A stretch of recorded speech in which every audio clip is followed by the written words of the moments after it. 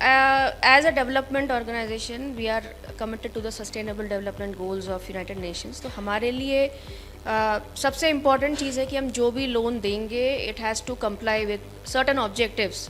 क्या है वो objectives? Financial inclusion, gender equality, climate change, sustainability. ये तीन चीज़ें जो है अमंग ऑल द SDG सबसे ज़्यादा इंपॉर्टेंट है हमारे लिए. सो हम जो भी लेंडिंग करते हैं इंडिया में हो या कहीं पे भी, they will always have some or the other element of these things. तो जब हमने भी हाउसिंग फाइनेंस कंपनी को कंसीव किया तो हमें भी पता था एक तरह की हाउसिंग फाइनेंस कंपनीज हैं जो बड़ी बड़ी कंपनी हैं, वो बड़े बड़े तबकों को ही लोन देती हैं, कम रेट पे देती हैं, उन्हीं को करती हैं. तो लेकिन हमने देखा वहाँ पे मार्केट इतनी कंपेटिटिव है या बहुत मुश्किल है और जो डिमांड है वो बड़ी कंसनट्रेटेड है. तो फिर हमने कहा कि हम अफोर्डेबल में जाएंगे. तो मुश्किल ज़रूर है अफोर्डेबल हाउसिंग भी करना, क्योंकि उसमें प्रॉफिट निकालना, ऑपरेटिंग कॉस्ट बहुत ज़्यादा है. ये मैं आपको क्यों बता रहा हूँ कि आप भी डेवलपर हैं, आप भी इसी तरीके से सोचते हैं, अरे भाई प्रीमियम हाउसिंग करते हैं, बढ़िया है, कम कस्टमर है, किचकिच कम है, मार्जिन अच्छा है. लेकिन मैं आपको बता दूं कि फ्यूचर अफोर्डेबल हाउसिंग का ही होने वाला है. वो वाली मार्केट जो आपकी है वो श्रिंक होगी, ओवर कंपेटिटिव होगी, राइट. और वो थोड़ी सी ज़्यादा ऑर्गेनाइज्ड और कॉर्पोरेट बिल्डर की तरफ जा रही है, राइट. हमें पता है कि कैसे वो हो रही है. मैं इसलिए कहना चाह रहा हूँ क्योंकि आपको जब तक बिजनेस केस अफोर्डेबल हाउसिंग का समझ नहीं आएगा, आप कहेंगे सस्टेनेबिलिटी तो छोड़ो, मैं तो अफोर्डेबल हाउसिंग ही नहीं बनानी, राइट. तो आपको मैं ये बताना चाह रहा हूँ कि फ्यूचर जो है इसी चीज़ का है.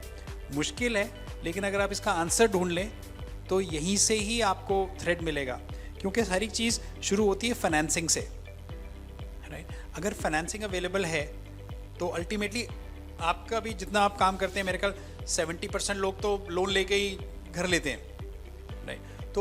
तो किसी तरीके से फाइनेंशियल इकोसिस्टम से आपका बिजनेस जुड़ा ही हुआ है. आप उससे नकार नहीं कर सकते यार, आप उससे बाहर नहीं रह सकते. आपको तो करना ही वैसे होगा. हम भी वैसे ही कर रहे हैं कि हमें पता है कि अफोर्डेबल हाउसिंग, EWS, LIG या वो सब्सिडी स्कीम आई, तो हमने भी अपने बिजनेस को उसी से अलाइन किया. तो जो बिल्डिंग सेक्टर है उसकी जो अपॉर्चुनिटी है, IFC ने भी बताया है 2030 तक green residential opportunity is $1.25 trillion in India.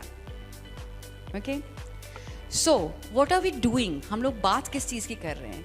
हम शुरुआत करते हैं अपॉर्चुनिटी से, उसके बाद देखते हैं कि इस अपॉर्चुनिटी को टैप के कैसे किया जा सकता है. एक तो बॉन्ड है, बाकी लोन्स भी हैं, बाकी आपके दूसरे फाइनेंशियल इंस्ट्रूमेंट्स भी हैं.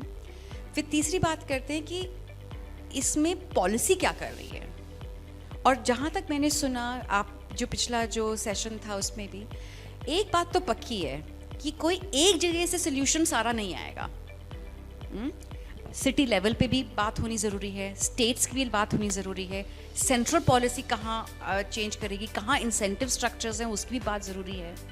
तो अब वो काम शुरू हो चुका है इंडिया में. Concessional finance is one aspect. Of course, it's a very important aspect for you as developers to look into.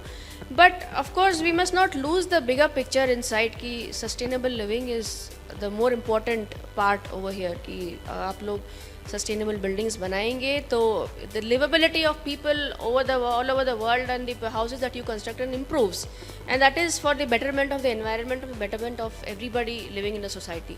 So that is also something to think about.